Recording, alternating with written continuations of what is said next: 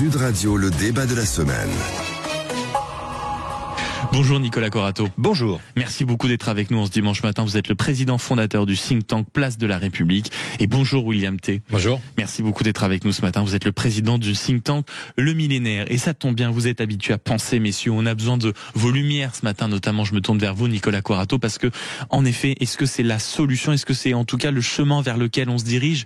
C'est-à-dire un gouvernement avec les mêmes têtes et peut-être qu'on n'a pas le choix. Est-ce que c'est vraiment ça qu'on s'apprête à refaire? On prend les mêmes et on recommence? Alors, c'est ce qui risque d'arriver. La question, c'est quand? Parce que ça fait quand même un mois qu'on attend ce gouvernement. Mais déjà. Et que je pense à vos auditeurs qui se disent de manière très rationnelle, mais si finalement c'était pour reconduire ce gouvernement, pourquoi attendre un mois?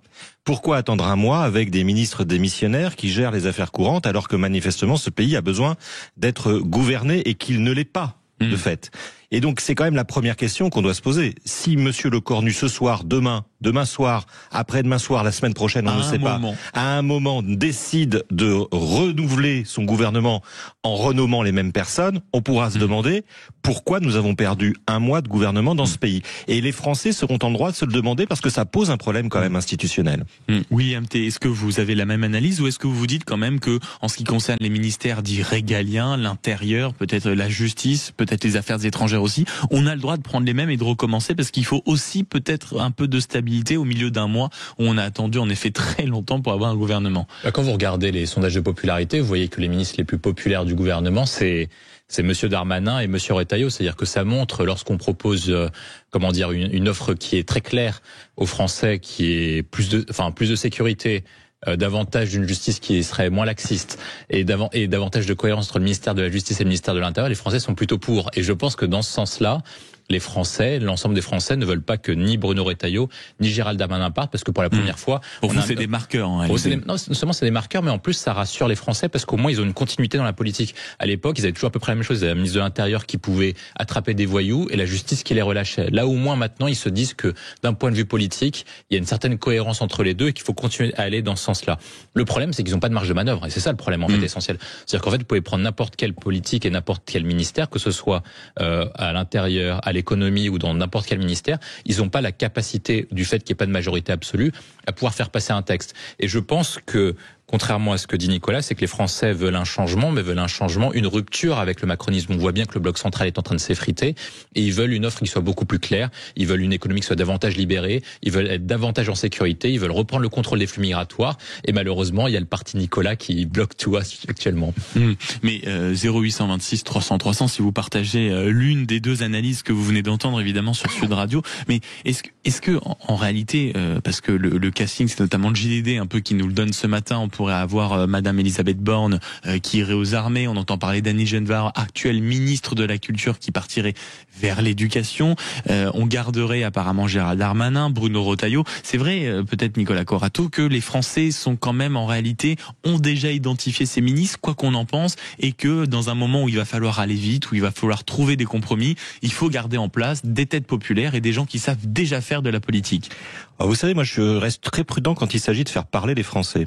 La dernière fois que les Français ont parlé officiellement, c'était en juillet 2024 et c'était pendant les législatives. Et les ministres que citait Monsieur William T ont fait 5% aux législatives. Donc je suis pas sûr que les Français aient mis le vœu que Monsieur Retailleau, que Monsieur Darmanin, que l'ensemble de ces ministres de droite prennent le pays et mènent la politique qu'ils mènent. Ça, nous sommes dans l'expectative. Et le dernier témoignage du consentement des Français, c'est bien le vote aux législatives qui ne correspond absolument pas au gouvernement qu'on voit aujourd'hui. Deuxième chose, est-ce qu'il faut que ces ministres restent parce qu'ils sont déjà là? Écoutez, qu'est-ce qu'ils ont fait, ces ministres? Qu'est-ce qu'ils peuvent faire? C'est pas une question de capacité personnelle, de compétence. C'est une question institutionnelle. Aujourd'hui, ce gouvernement n'a pas et n'aura pas de majorité. Vous savez qu'il y a énormément de choses qu'on peut faire passer en ordonnance. Regarde, c'est ce que fait Bruno Retailleau. Est-ce que ça nécessite d'avoir un gouvernement avec 35 ministres? Est-ce qu'on a besoin d'avoir 35 ministres pour faire tourner le gouvernement? Le gouvernement resserré, dit-on. Qui est capable aujourd'hui de faire voter une loi au Parlement parmi ceux que vous avez cités, Madame Borne, Madame Genevard, etc. À quoi sert ce personnel politique s'il n'est pas capable d'entraîner la réforme législative? Donc c'est une vraie question qu'on devrait se poser. Pardon de revenir aux fondamentaux, mais le problème c'est pas le gouvernement de ce soir, de demain soir, d'après-demain soir. Le problème c'est le choix de Monsieur Lecornu.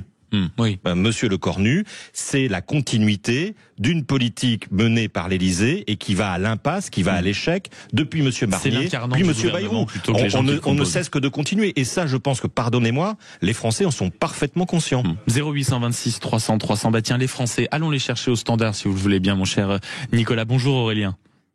Bonjour. Merci beaucoup d'être avec nous ce matin. Ce gouvernement, alors est-ce qu'on prend les mêmes et on recommence, ou est-ce qu'il y a quand même une petite lueur d'espoir que on aille chercher des gens qui, quand même, savent faire de la politique? On a toutes les chances que ça aille un peu mieux en ne bougeant pas trop dans les institutions. Est-ce que c'est votre regard, mon cher Aurélien?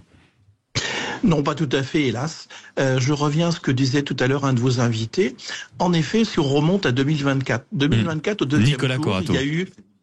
il y a eu un accord qui était selon moi un équilibre infernal. Des gens se sont mis d'accord soi-disant pour obtenir pour l'intérêt des Français, l'intérêt de la France. Ils ont obtenu des places.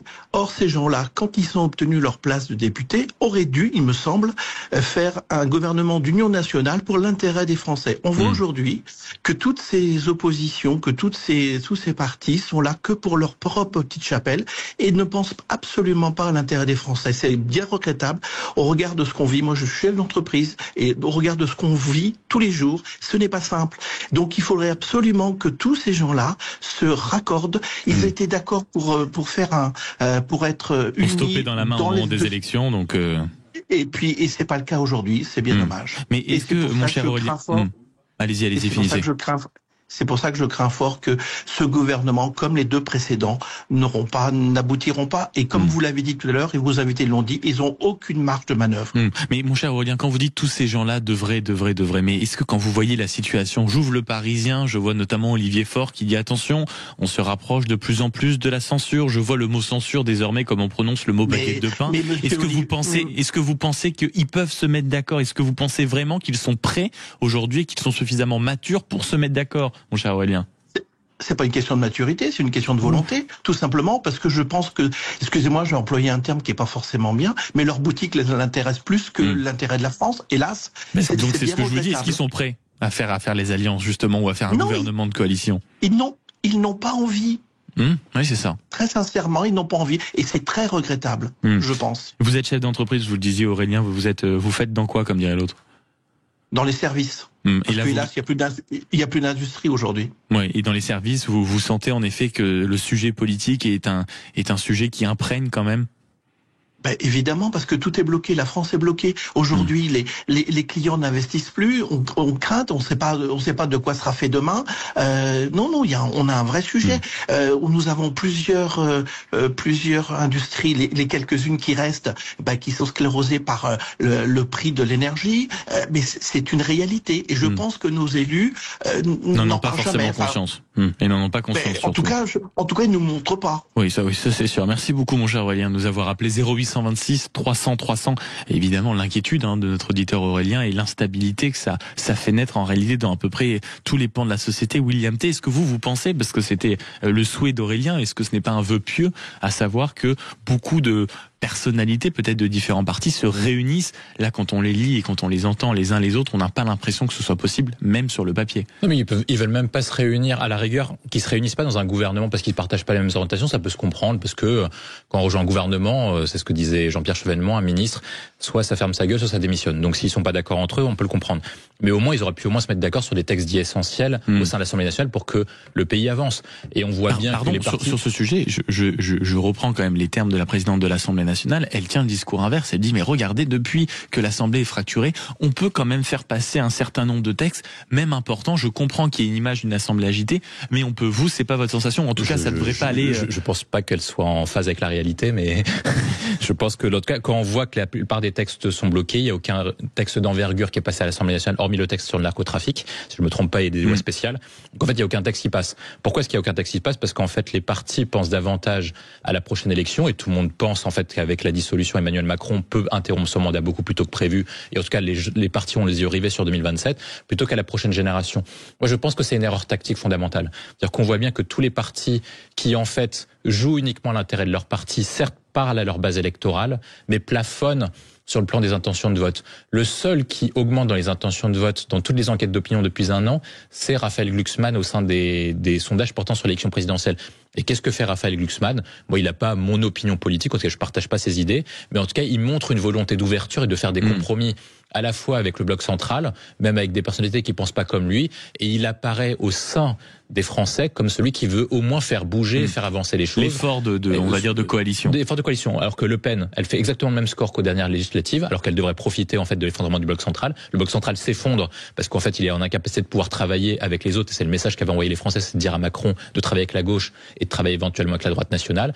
Et la gauche d'Olivier Faure, etc., en fait, plafonne parce qu'ils sont en incapacité de pouvoir travailler avec qui que ce soit. Vous plafonnez, Nicolas Corato, parce que vous êtes sectaire d'une certaine manière, c'est ce que dit le camarade William T. Vous ne voulez pas travailler avec les autres, c'est très très grave, Nicolas. Moi, je vous trouve sévère avec les partis politiques, pardon de prendre leur défense, je sais que je vais être très minoritaire, mais les partis politiques, ils ont joué le jeu de la dissolution, ils se sont mobilisés en urgence, et ils sont dans la situation institutionnelle qu'a campé le président de la République. Donc ils font avec les institutions telles qu'elles sont aujourd'hui, et on peut pas les rendre responsables de l'impasse institutionnelle dans laquelle ce ne sont pas les partis politiques qui ont décidé de dissoudre l'Assemblée nationale. Premier point. Deuxième point sur la responsabilité. Oui, il y a une responsabilité première des partis politiques, vous l'avez dit William, qui est vis-à-vis des électeurs. Quand vous êtes élu député, vous êtes élu sur un programme, sur une problématique, sur des engagements. Il y a un engagement très fort à gauche. C'est par exemple la suppression de la réforme des retraites.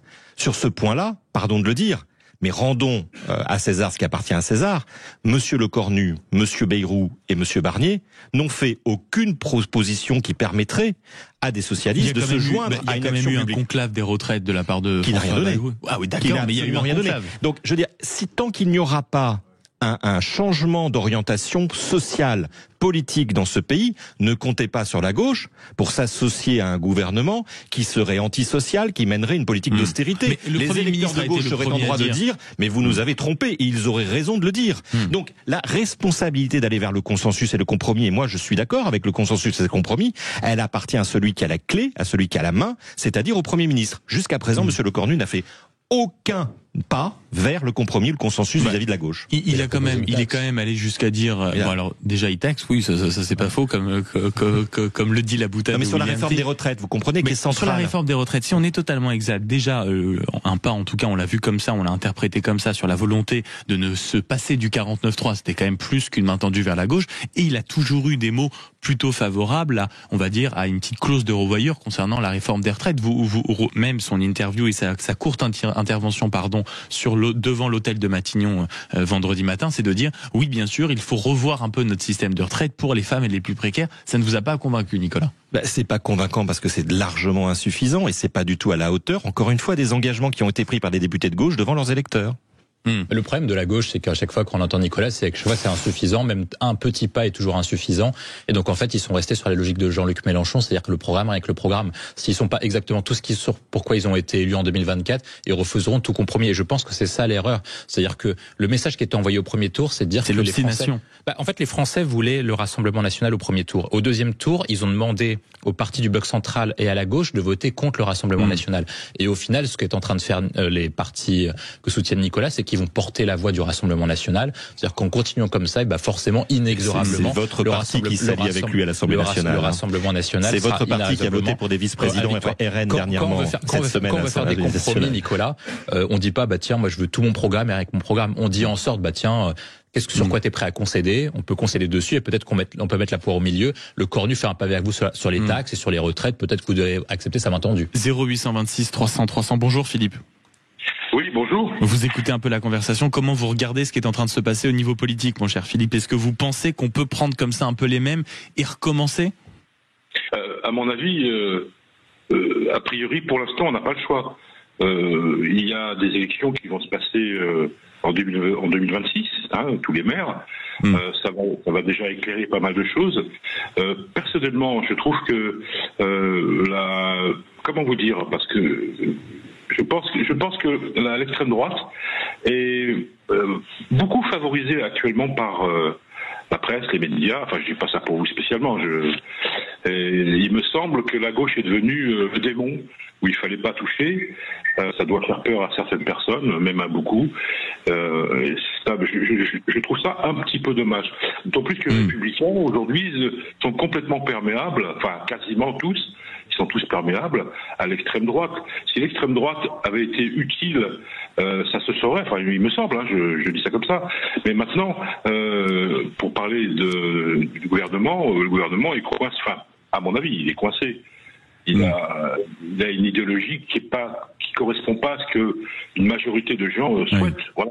Bien sûr. Bon, je suis pas un expert, hein, je suis juste... Non, mais ce que vous dites, Philippe, c'est quand même très intéressant. C'est-à-dire, au bout d'un moment, le fait qu'on soit tous devant un mur, que ce soit les Français, peut-être même le président de la République, le premier Français avant nous, et même Sébastien Lecornu, qui aurait très franchement envie aujourd'hui d'intégrer un gouvernement, même si on sait que le pouvoir attire toujours quelques personnes. Là, il faudrait quand même avoir davantage un goût pour le suicide que pour le pouvoir. Merci beaucoup, Philippe, d'avoir été avec nous au 0826 300 300. Et je vois également Françoise qui nous appelle. Bonjour. Bonjour à tous les trois. Merci beaucoup d'être avec nous ce matin. Voilà, juste à vous dire, parce que je crois que vous avez peu de temps, que effectivement le président n'a pas tenu compte du vote des élections législatives, et c'est grave. Parce que beaucoup de gens sont déçus. Moi, j'ai vécu dans les pays scandinaves, et il y avait la culture de la coalition, la culture du compromis, la culture de la discussion. Alors que là, a priori, on nomme des gens qui n'ont pas la majorité, ils n'ont pas eu la majorité lors des élections législatives. Alors, quelles que soient nos opinions politiques, c'est incohérent. C'est incohérent. Et à partir de là... vous, c'est vraiment, ma chère Françoise, démocratiquement que ça vous pose problème. Ah, absolument, absolument.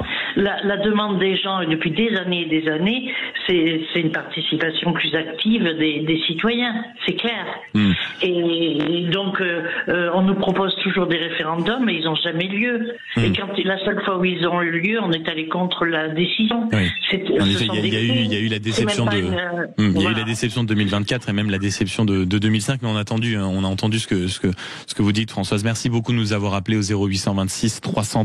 N'hésitez pas à appeler un peu plus tôt, comme ça on peut dialoguer quand même un peu ensemble. Je sais que c'est compliqué le dimanche matin, mais je sais qu'à force nous allons y arriver. Il n'y a plus qu'à vous mettre d'accord en dehors de ce studio, messieurs William T, Nicolas Corato, président fondateur du think tank Place de la République, et William T, président du think tank Le Millénaire. C'est comme d'habitude un plaisir de vous avoir en studio en ce dimanche matin. Je vous laisse ou aller vous recoucher ou prendre un bon café ou ramener les croissants chez vous. Merci beaucoup d'avoir été en notre compagnie.